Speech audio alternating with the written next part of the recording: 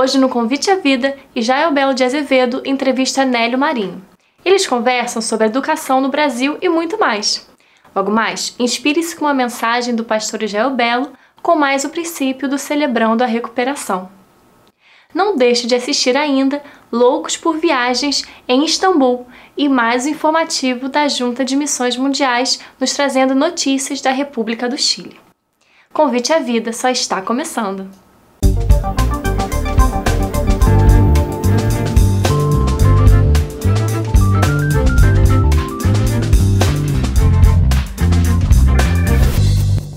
Conheça as igrejas da Convenção Batista Brasileira. São lugares acolhedores e transformadores, onde você se conecta com Deus e com uma família. Estamos de braços abertos para te receber. Entre em nosso site ou ligue pra gente. Nós esperamos você.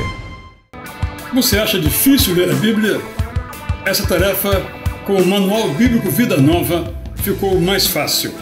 Por isso eu recomendo este livro escrito e preparado com carinho por autores com muito conhecimento na Palavra de Deus. Então, recomendo a você Manual Bíblico Vida Nova, uma editora especializada em livros de referência sobre a Bíblia.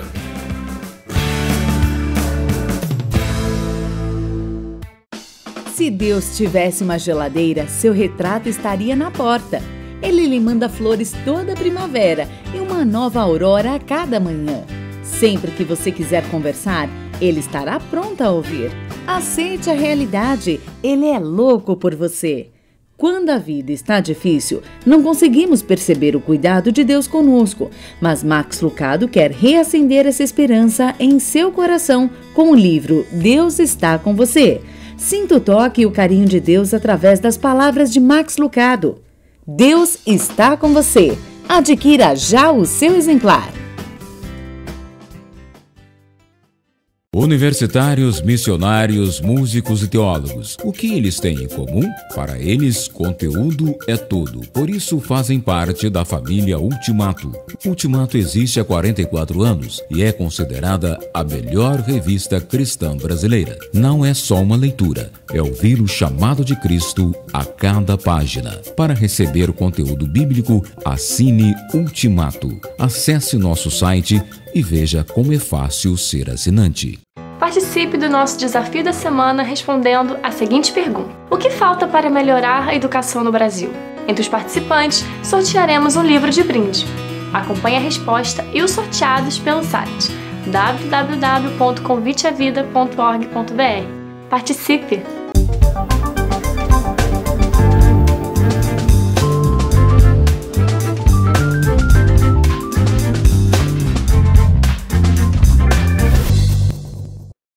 Convite à Vida, sempre com uma boa entrevista, hoje falando sobre o ensino de física.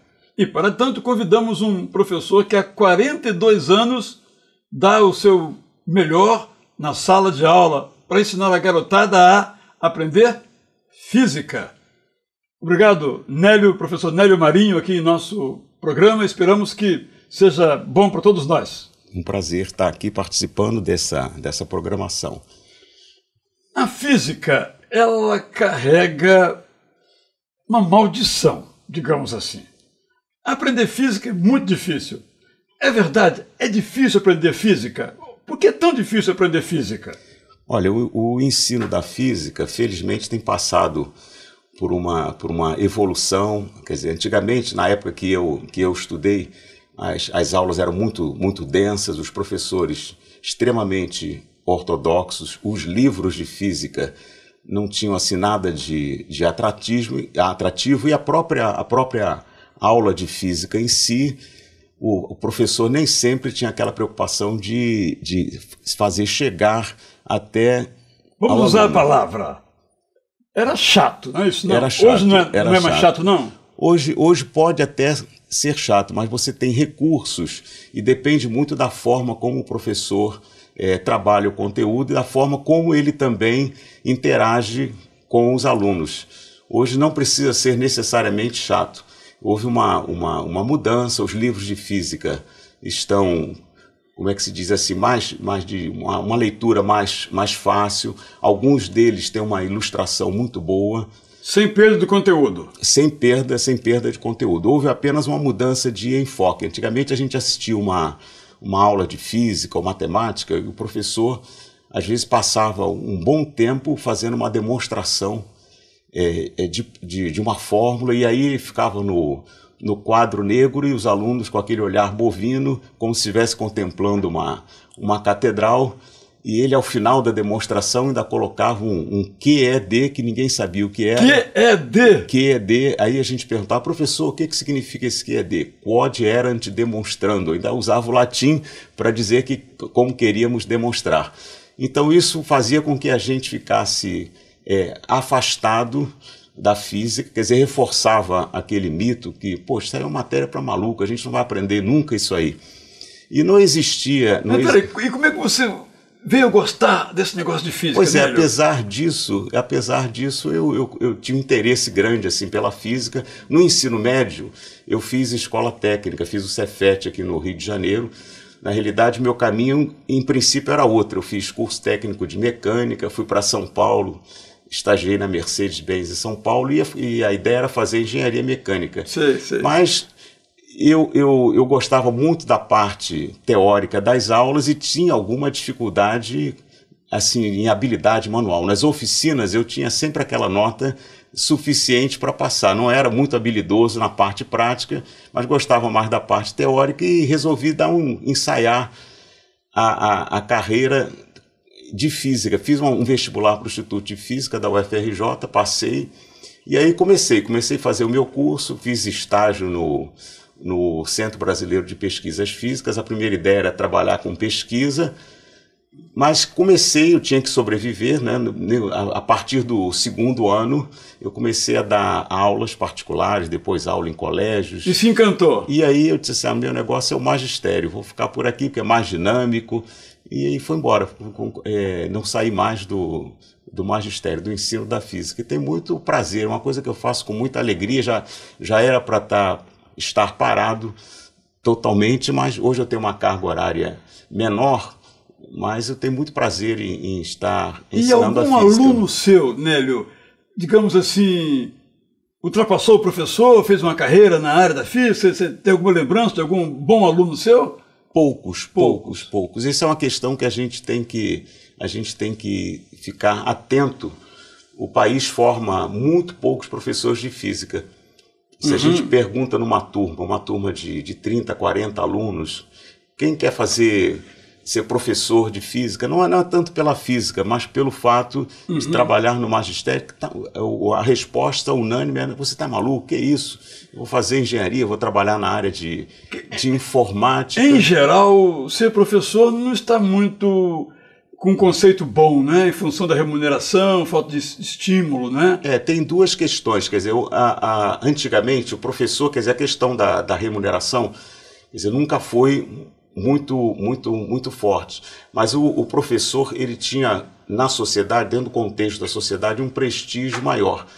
Depois, com o passar do tempo, a escola, enquanto instituição, ela sofreu um certo desgaste pela própria sociedade em não valorizar a escola, não valorizar os professores, e hoje a gente tem um problema sério aí para resolver, que é a carência de professores em determinadas disciplinas. Por exemplo, eu li ano passado uma estatística do Ministério da Educação que a gente tem no Brasil, pensando em Brasil como um todo, 10% dos professores de física com formação específica na área.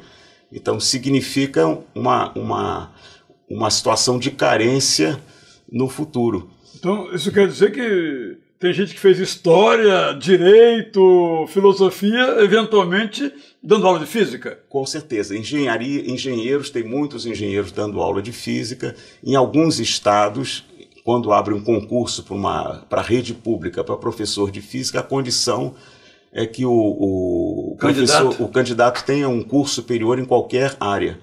Então a gente tem uma carência aí anunciada, e algumas escolas públicas do Rio de Janeiro mesmo o Rio de Janeiro não tem uma situação assim tão crítica em termos de educação, mas tem escolas públicas com carência de professores nessa área. E um país sem um bom ensino de ciências, matemática, química e física, tem futuro ou vai ficar na dependência tecnológica? A gente tem uma grande contradição, que nós somos considerados a sexta economia do mundo, e nos rankings de educação, essas provas internacionais de matemática, ciências, a gente está bem abaixo da maioria dos países.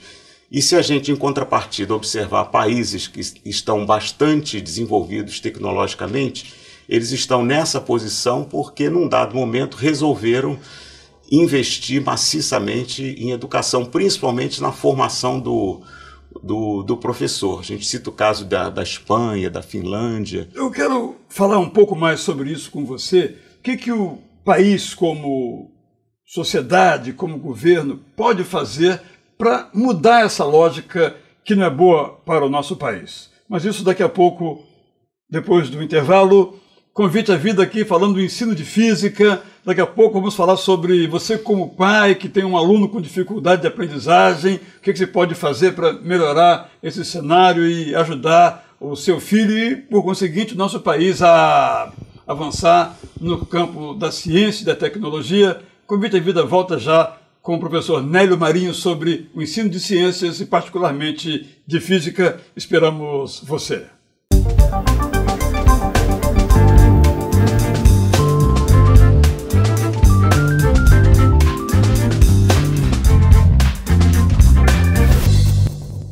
Participe do nosso desafio da semana respondendo a seguinte pergunta: o que falta para melhorar a educação no Brasil?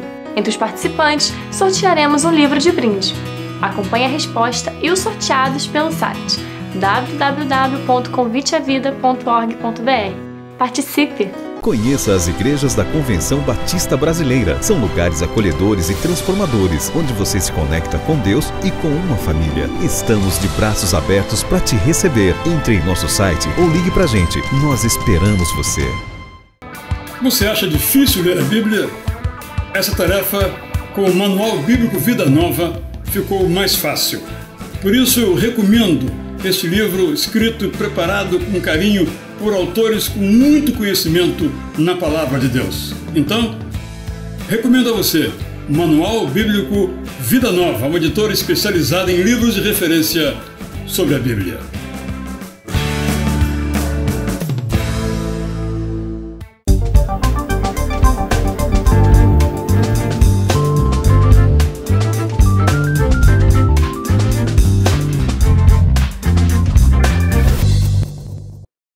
Convite à Vida, de volta falando sobre o ensino de ciências, o ensino de física em particular, aqui com o professor Nélio Marinho. Nélio, nós falávamos sobre a carência de uma política, de uma atenção à formação de professores. Como é que o país pode vencer essa dificuldade? Primeiramente, tem que valorizar mais o professor, quer dizer, de maneira que a carreira ela passe a exercer uma atração sobre os jovens talentosos e criar políticas mesmo de atrair esses jovens no sentido de garantir que eles tenham uma formação adequada, garantir o prosseguimento dos estudos, concursos de pós-graduação, mestrado e alocar esses melhores professores. Essa é uma outra contradição que a gente tem. Normalmente os melhores professores são alocados nas melhores escolas. E esses melhores professores deveriam ser alocados nas escolas que têm mais dificuldade, exatamente para a gente conseguir, pensando no país como um todo, a gente conseguir uma melhora no ensino de ciências. E também tem um problema de que aqueles que são mais bem formados acabam dando aula nas universidades e não no ensino médio também, né, Nélio? Exatamente, é um problema, né? exatamente. Tem que valorizar, tem que valorizar essa formação, porque a gente já tem essa carência, quer dizer, que ocorre no ensino de ciências. Isso vai se refletir, está se refletindo na economia como um todo, porque as indústrias estão tendo dificuldade com mão de obra, o país está importando técnicos de países vizinhos, exatamente porque em determinadas áreas a nossa formação tem sido inadequada.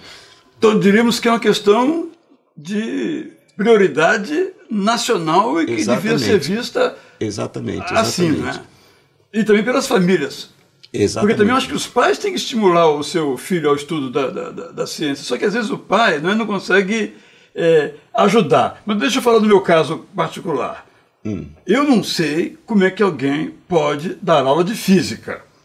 Porque eu, como aluno de física, era aquele lá, o latim aí, era o que eu tinha para demonstrar, aquelas fórmulas. Eu tinha uma paixão por aprender algumas coisas do cotidiano, dos planetas, do movimento, mas nunca isso me foi passado.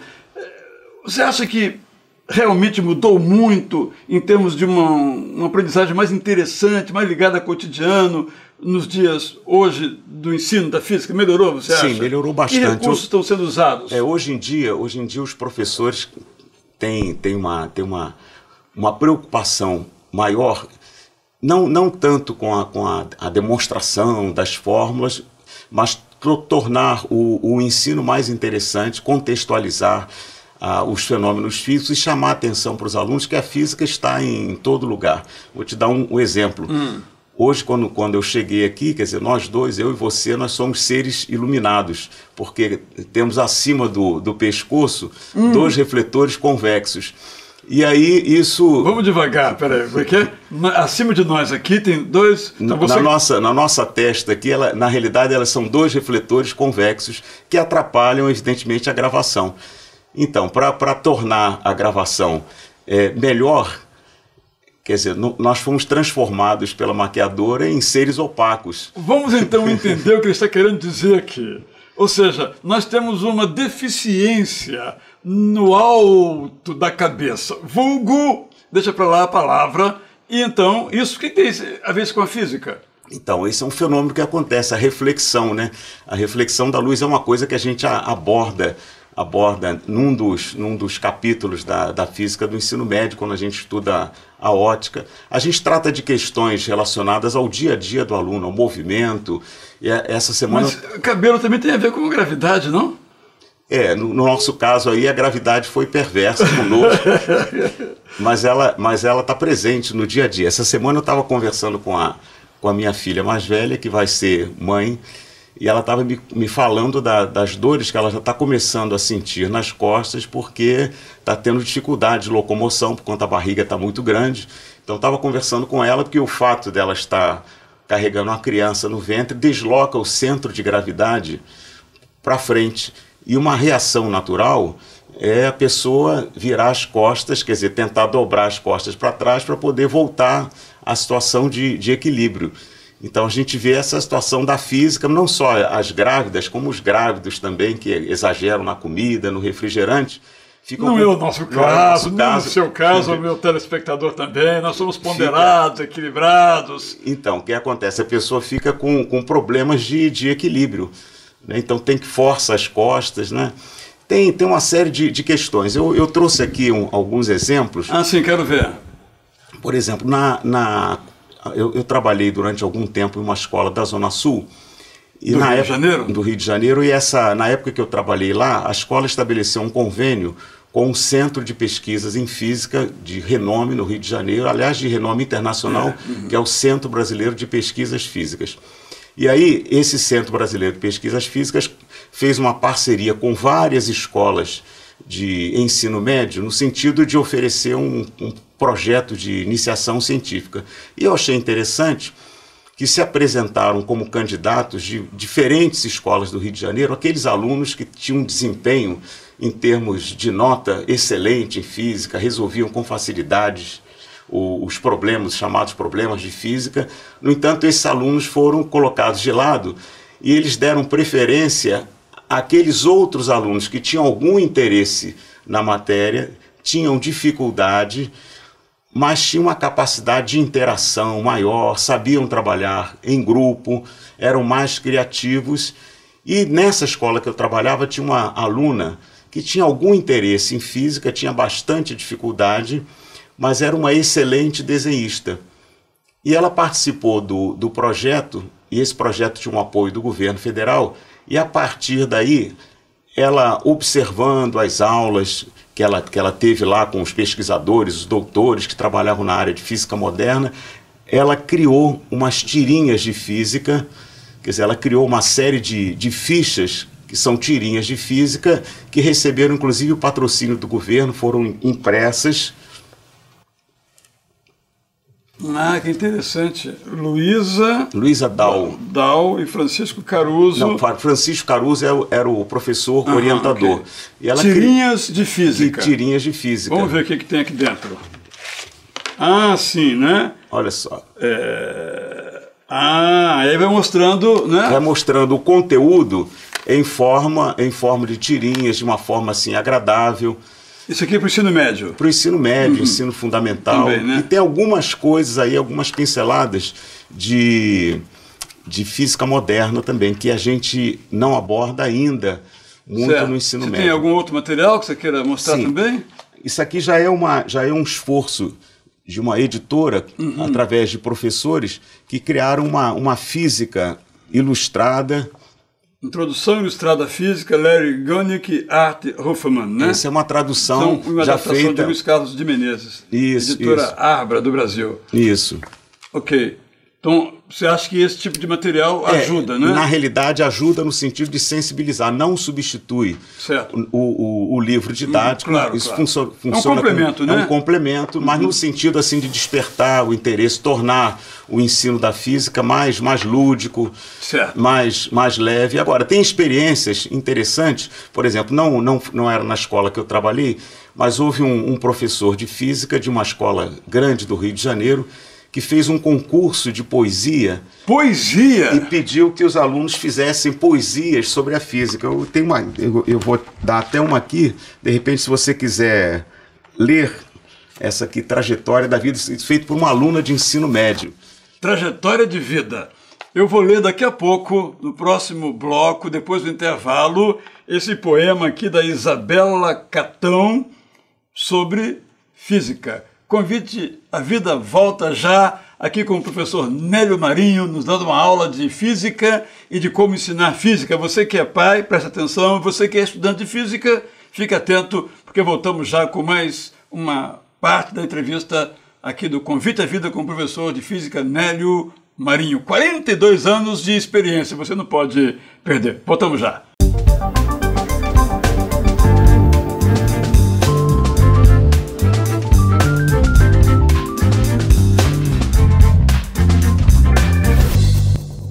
Participe do nosso desafio da semana respondendo a seguinte pergunta: o que falta para melhorar a educação no Brasil?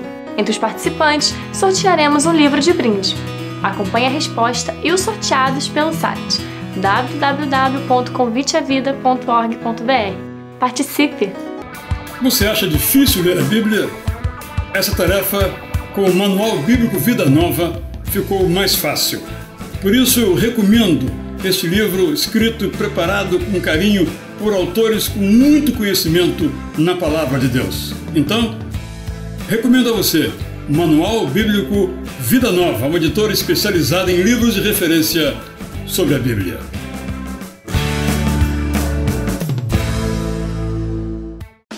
Se Deus tivesse uma geladeira, seu retrato estaria na porta. Ele lhe manda flores toda primavera e uma nova aurora a cada manhã. Sempre que você quiser conversar, ele estará pronto a ouvir. Aceite a realidade, ele é louco por você. Quando a vida está difícil, não conseguimos perceber o cuidado de Deus conosco, mas Max Lucado quer reacender essa esperança em seu coração com o livro Deus está com você. Sinta o toque e o carinho de Deus através das palavras de Max Lucado. Deus está com você. Adquira já o seu exemplar.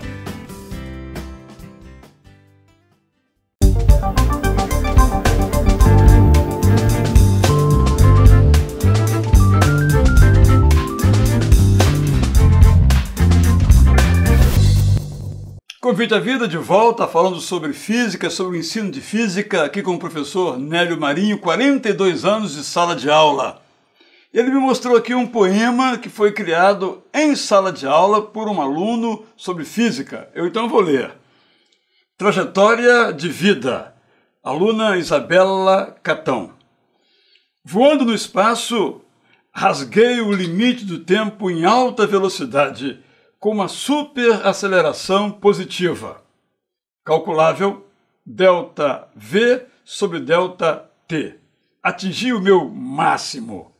Parei de acelerar, lentamente percorri uma trajetória onde meu corpo foi perdendo velocidade até repousar sobre um ponto de referência. Vários aspectos da física aqui presentes, né? Isso. E o que você destaca aqui nesse poema, Nélio? Eu destaco no esforço desse professor, ele conseguiu sensibilizar uma turma para que tivesse um olhar diferente para a matéria, não aquele olhar sisudo, aquele olhar sério. Eu não sei exatamente qual foi a carreira que essa aluna seguiu, mas de qualquer forma, qualquer que seja a carreira, a interação que ela teve no momento com a matéria foi uma interação prazerosa. Isso é importante. E os professores, quando se escreve um livro, eles são procurados, eles participam às vezes da concepção, da ideia, da coisa, por vezes, Nélio? Sim, eu tive a oportunidade de, há uns anos atrás, participar junto com os professores, uns 2 professores da Universidade Federal Fluminense, de um projeto que visava reformular o material didático de física, dar uma concepção diferente. E aí um grupo de professores fez várias reuniões, já existia o material pré-elaborado e a gente participou de diferentes reuniões. Eram 2 professores da Universidade Federal Fluminense que trabalhavam no Centro Educacional de Niterói, e desse projeto, quer dizer, dessas reuniões, então se estabeleceu um livro que é bastante utilizado nas escolas, as grandes escolas do Rio de Janeiro. Trouxe ele? Trouxe ele aqui. Ah, ok. Luiz Alberto Guimarães, Marcelo Fonteboa, Física para o Ensino Médio, editora Galera, e contém um CD-ROM, inclusive, né? Isso. Bem interessante. Mas, Nélio, e os pais? Chegam para você e falam assim: professor, meu filho vai ficar reprovado em física. Ele não consegue aprender essa matéria. Como é que eu posso ajudá-lo? Olha só, a gente falou até aqui na parte assim prazerosa, no estímulo ao aluno a tentar fazer com que ele entenda que a física está presente no dia a dia, em todos os fenômenos, mas tem uma parte, vamos dizer assim, que é dura, que se ele quer resolver um problema de física, ele só vai aprender a resolver o problema de física resolvendo. Quer dizer, então, nesse sentido, é que entram os pais, não só discutindo com os alunos, os aspectos assim cotidianos da física, onde aparecem fenômenos, mas estimulá-lo a ficar sentado, resolvendo as questões, ajudá-los a fazer um horário, a questão toda... Disciplina, na verdade. Disciplina, é verdade. A questão toda é que hoje em dia, para o adolescente, existe muita distração. Quer dizer, os recursos tecnológicos podem ajudá-lo, ele pode acessar sites que mostram fenômenos físicos, até simulações de experiências, conhecer a experiência de outros professores, mas a gente tem que tomar cuidado que, na maioria das vezes, o recurso tecnológico ele serve de distração para o aluno. Ele fica o tempo todo ali, ele olha 2, 3 minutos o livro e responde uma mensagem de um amigo, interage com o outro.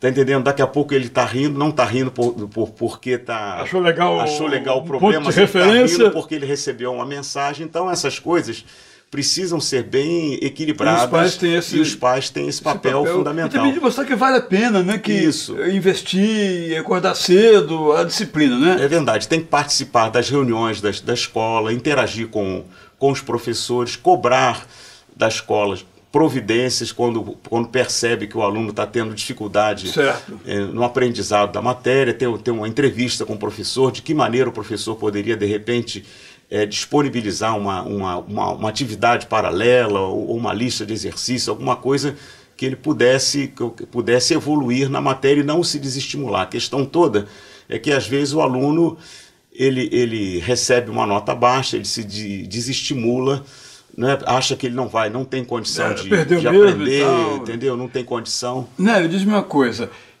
Eu às vezes ouço dos professores uma reclamação de que é muito difícil ensinar porque não tem interesse e não tem disciplina no sentido de ordem.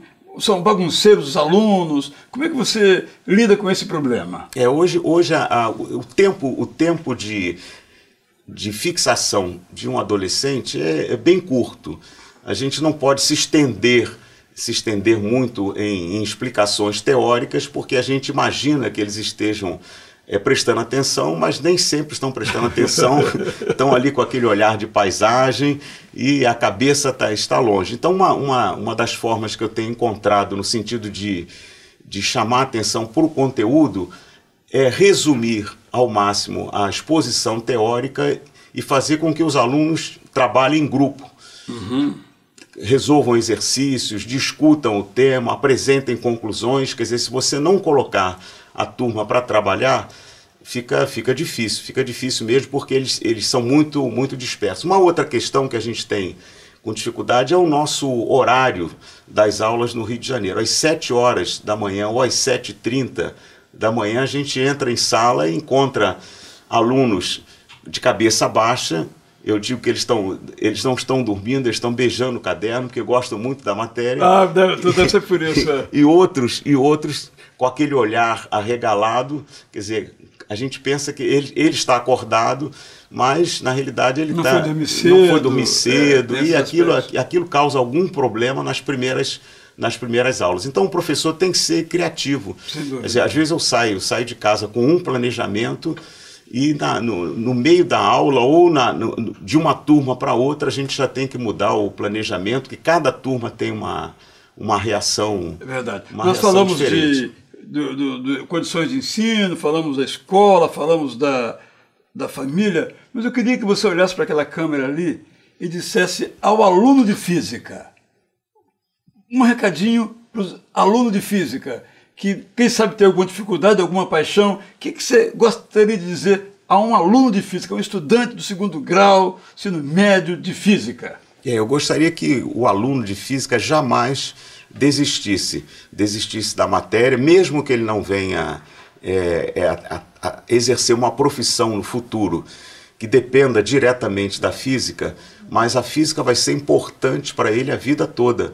Ele vai conseguir compreender os fenômenos, vai conseguir dialogar, conversar mais tarde com os filhos e mesmo com outros profissionais, e ele vai precisar desse conteúdo. Além disso, o ensino da física desenvolve o raciocínio lógico, e isso é extremamente importante. Eu estou convencido de que eu poderia ter sido o melhor aluno de física. Estou certo que você, se não foi um bom aluno como eu, também, e os seus filhos. Esperamos que você tenha gostado aqui de nossa entrevista. Obrigado, Nélio, por sua participação. E quem sabe a gente possa ter outros momentos para também aprofundar esse tema do ensino de ciências em geral, da matemática e da física em particular. Muito obrigado. E você, continue com a gente, porque Convite à Vida volta já com novas informações úteis para o seu dia a dia. Esperamos por você.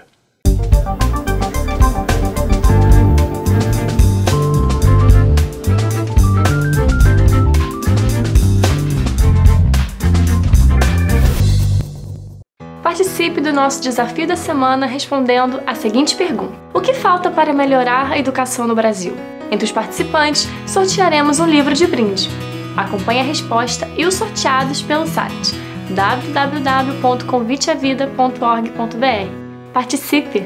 Conheça as igrejas da Convenção Batista Brasileira. São lugares acolhedores e transformadores, onde você se conecta com Deus e com uma família. Estamos de braços abertos para te receber. Entre em nosso site ou ligue pra gente. Nós esperamos você.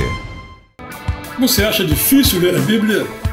Essa tarefa, com o Manual Bíblico Vida Nova, ficou mais fácil. Por isso eu recomendo este livro escrito e preparado com carinho por autores com muito conhecimento na Palavra de Deus. Então, recomendo a você o Manual Bíblico Vida Nova, uma editora especializada em livros de referência sobre a Bíblia.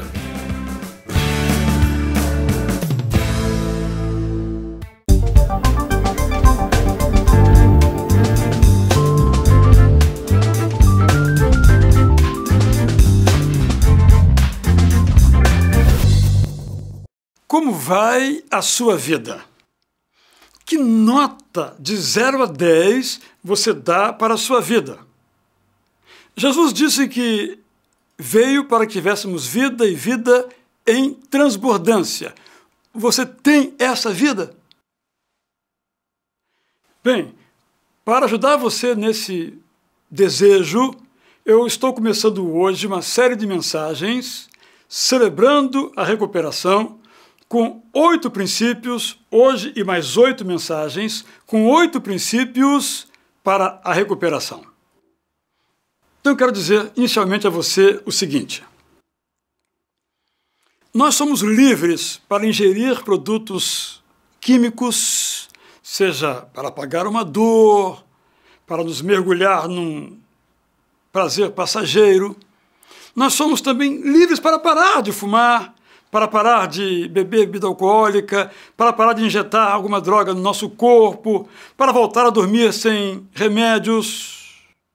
Somos livres. Só que muitas vezes descobrimos que, por mais que desejemos, nós não conseguimos nos livrar disso. Também, nós somos livres para consumir ou produzir pornografia. E dizemos, a hora que eu quiser parar, eu paro. Então, queremos parar. E nós não conseguimos parar. Nós somos livres para outras decisões e outras ações, além do que eu mencionei, do vício da droga ou da pornografia, da internet. Nós somos livres para usar as palavras como nós quisermos, para mentir, para caluniar, para ofender. Nós somos livres para, então, usar bem as palavras e parar de mentir, parar de ofender, parar de caluniar, parar de difamar. Mas, de repente, descobrimos que não conseguimos dominar a nossa raiva. Não é isso? Somos livres para fazer do dinheiro um instrumento de alegria, mas, no fundo, queremos ganhar mais e mais, o que mostra que estamos dominados pelo desejo de ter mais. Bem, mas eu posso controlar isso, mas de repente descobrimos que somos reféns do desvio, da corrupção ou do roubo. Sim, eu e você somos livres para fazer bem o que nós quisermos com o nosso dinheiro, mas de repente queremos parar de jogar e não conseguimos. Queremos deixar alguma outra prática, mas não conseguimos. Queremos resistir à compulsão para jogar ou qualquer outro vício, mas nós não conseguimos. Não somos assim tão livres. Somos livres para comer o que nós quisermos, a quantidade que desejarmos, mesmo que nos faça mal. Aí queremos nos reeducar, parar de engordar, parar de comer coisas que fazem mal. E descobrimos que, embora sendo livres, não conseguimos.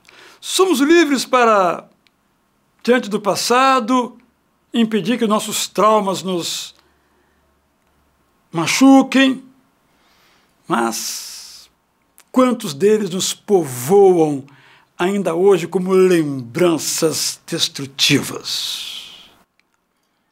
Somos livres para desenvolver manias e fracos para abandoná-las. Nessas horas, a liberdade de sair não funciona, embora de entrar tenha funcionado. Este é o meu propósito aqui com esse programa, celebrando a recuperação. Esse programa se baseia no Sermão da Montanha. Está em Mateus capítulo 5, desde o começo, que eu vou ler para você agora. Você pode acompanhar também na tela. Quando Jesus viu aquelas multidões, subiu um monte e sentou-se. Os seus discípulos chegaram perto dele. Ele então começou a lhes ensinar. Felizes as pessoas que sabem que são espiritualmente pobres, pois o reino do céu é delas. Felizes são as pessoas que choram, pois Deus as consolará. Felizes são as pessoas humildes, pois elas receberão o que Deus tem prometido para elas. Felizes são as pessoas que têm fome e sede de Deus, pois Ele as deixará completamente satisfeitas. Felizes são as pessoas que têm misericórdia dos outros, pois Deus terá misericórdia delas. Felizes são as pessoas que têm o coração puro, pois elas verão a Deus. Felizes as pessoas que trabalham pela paz, pois Deus as tratará como seus filhos. Felizes as pessoas que sofrem perseguições por fazerem a vontade de Deus, pois o reino de Deus é delas. Felizes, por último, são vocês quando os insultarem, perseguirem e disserem todo tipo de calúnia contra vocês por serem meus seguidores. Fiquem alegres e felizes, pois uma grande recompensa está guardada no céu para vocês. Porque assim mesmo foi que perseguiram os profetas que viveram antes de vocês. A partir dessa experiência, dois homens norte-americanos, John Baker, sobretudo, e Rick Warren, John Baker, um dependente de álcool, desenvolveram um programa que tem um nome, se chama Celebrando a Recuperação, que tem 8 princípios que eu vou rapidamente lhe apresentar agora. Primeiro, reconheço que não sou Deus e admito que sou impotente para controlar a minha tendência de fazer as coisas erradas e que a minha vida está fora de controle. Segundo princípio, eu acredito de todo o coração que Deus existe, que Ele se importa comigo e que tem o poder de me ajudar em minha recuperação. Terceiro, conscientemente escolho confiar toda a minha vida e minha vontade aos cuidados e controle de Deus. 4. Unilateral e abertamente avalio e confesso todas as minhas faltas a mim mesmo, a Deus e a alguém de minha confiança. Mais ainda, peço humildemente que Deus remova meus defeitos de caráter e voluntariamente eu me submeto a cada mudança que Ele queira fazer em minha vida. Sexto princípio, examino todos os meus relacionamentos, oferecendo perdão àqueles que me fizeram mal e reparando os danos que causei a outras pessoas, exceto quando fazê-lo provocaria mais danos a essas pessoas ou a terceiros. Sétimo, reservo diariamente um tempo com Deus para autoavaliação, leitura da Bíblia e oração, a fim de conhecer a Deus e a sua vontade para a minha vida e assim eu obter a força para segui-lo. Oitavo princípio, anuncio pelo meu exemplo, como também pelas minhas palavras, essas boas novas a outras pessoas, conforme agradar a Deus me usar. Assim, então, ao longo aqui de mais 8 semanas, estaremos juntos. Eu vou apresentar, explicar, à luz da Bíblia, cada um desses princípios para você, para que você tenha vida. Sabedor de que esse é o seu desejo, eu quero orar com você. A oração que se tornou imortal pela boca dos alcoólicos anônimos e que foi escrita pelo pastor Reinhold Niebuhr. Deus, conceda-me a serenidade para aceitar aquilo que eu não posso mudar. Coragem para mudar o que me for possível. E sabedoria para saber discernir entre as duas. Vivendo um dia de cada vez. Apreciando um momento de cada vez, recebendo as dificuldades como um caminho para a paz, aceitando esse mundo cheio de pecados como ele é, assim como fez Jesus, e não como gostaria que ele fosse, confiando que o Senhor Deus fará tudo dar certo se eu me entregar à sua vontade, pois assim poderei ser razoavelmente feliz nessa vida e supremamente feliz ao seu lado na outra vida. É o que você quer? Fique então aqui com a gente nas próximas 8 semanas e que Deus abençoe você nesta jornada.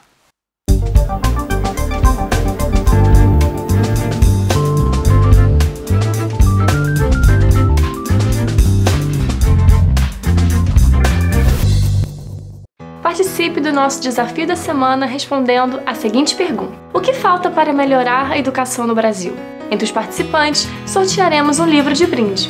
Acompanhe a resposta e os sorteados pelo site www.conviteavida.org.br. Participe! Conheça as igrejas da Convenção Batista Brasileira. São lugares acolhedores e transformadores, onde você se conecta com Deus e com uma família. Estamos de braços abertos para te receber. Entre em nosso site ou ligue para a gente. Nós esperamos você. Você acha difícil ler a Bíblia? Essa tarefa, com o Manual Bíblico Vida Nova, ficou mais fácil. Por isso eu recomendo este livro escrito e preparado com carinho por autores com muito conhecimento na Palavra de Deus. Então, recomendo a você Manual Bíblico Vida Nova, uma editora especializada em livros de referência sobre a Bíblia.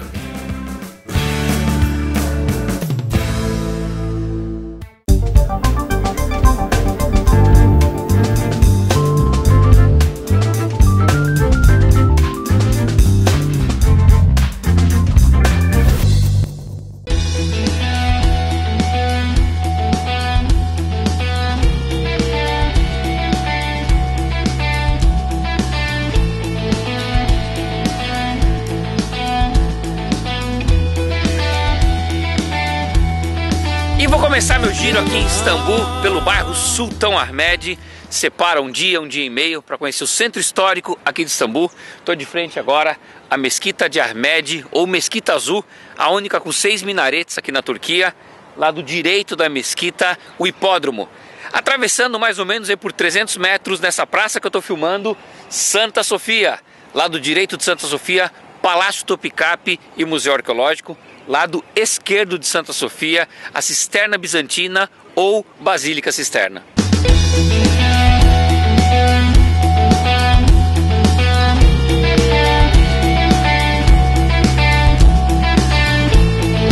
E de frente agora aqui é o primeiro lugar da minha visita no dia de hoje, Mesquita Azul.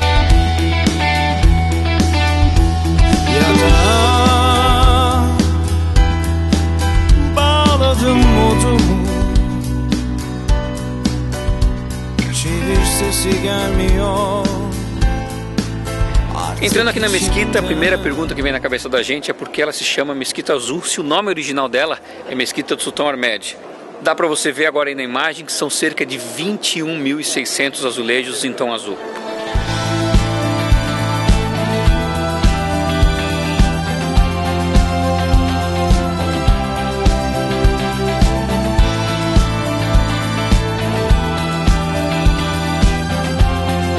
Saindo agora aqui da mesquita, é só atravessar a rua e eu já estou no hipódromo. Para você ter uma ideia da importância do hipódromo aqui, a cidade de Istambul tinha cerca de 500 mil habitantes naquela época. E os historiadores dizem que cerca de 100 mil pessoas cabiam aqui dentro do hipódromo.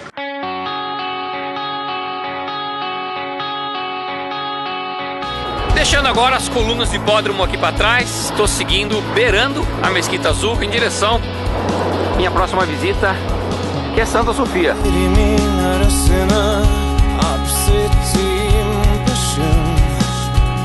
Güzel şeyler düşünmeye çırpınıyor kalbimi öyle çok sıkıştırmışım ki. Entrando aqui em Santa Sofia, E a primeira palavra que me vem à mente, olhando isso aqui tudo, é grandiosidade. De cara a gente já percebe a mescla dos elementos religiosos entre o cristianismo e o islamismo.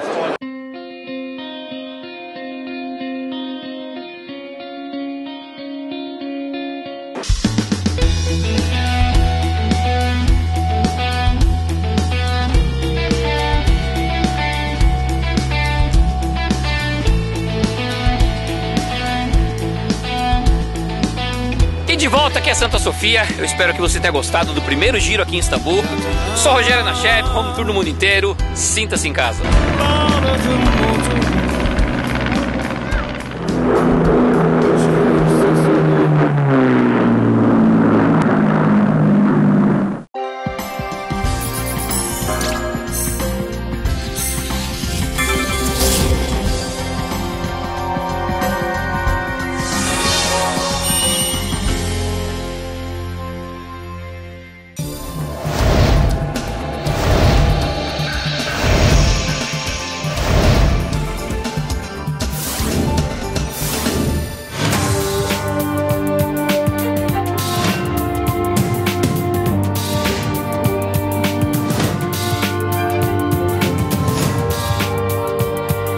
Chile.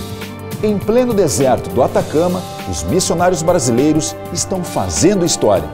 Enfrentando um sol de mais de 40 graus ou um rigoroso inverno, eles não medem esforços para evangelizar.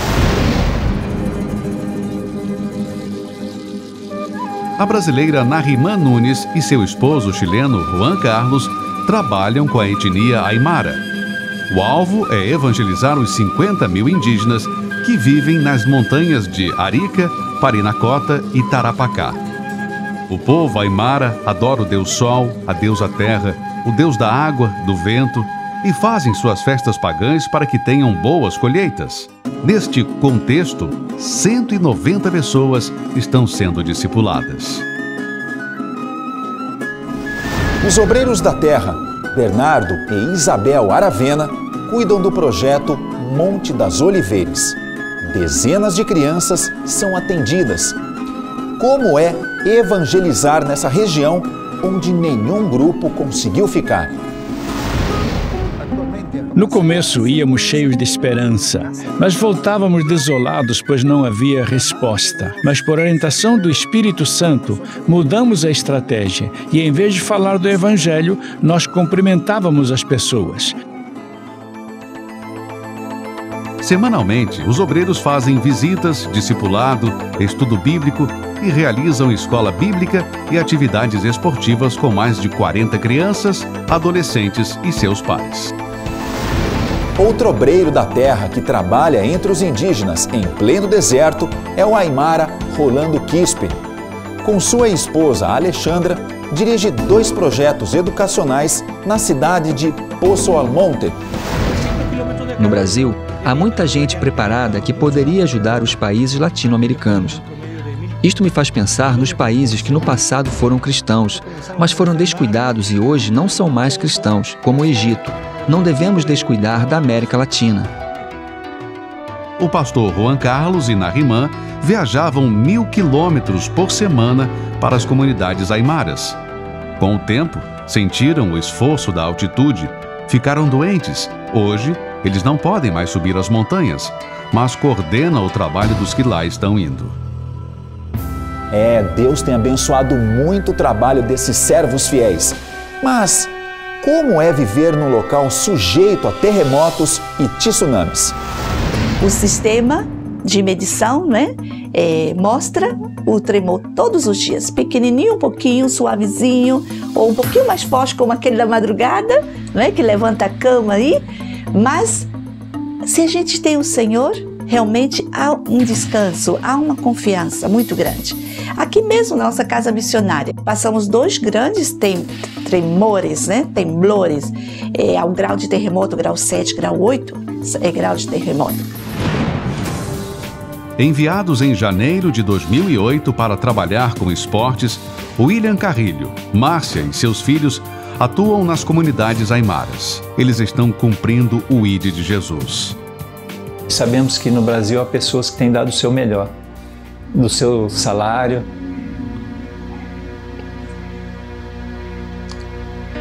e da sua vida de oração. E a oração dessas pessoas que nos fortalece aqui,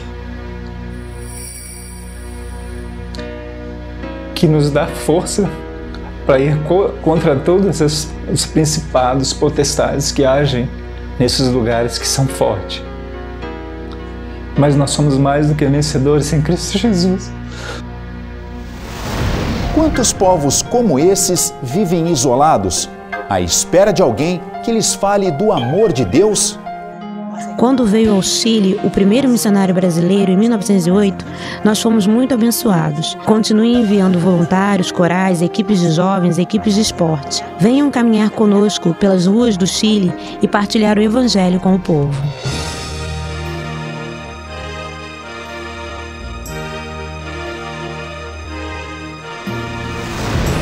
O que você pode fazer para ajudar a evangelizar o povo aimara, o povo chileno? Você pode adotar o trabalho no Chile em oração. Através do programa de adoção missionária, você pode adotar o projeto com uma contribuição mensal a partir de R$20. Ou pode enviar uma oferta específica nesta ocasião. E não se esqueça, por Cristo, vamos até os confins da terra.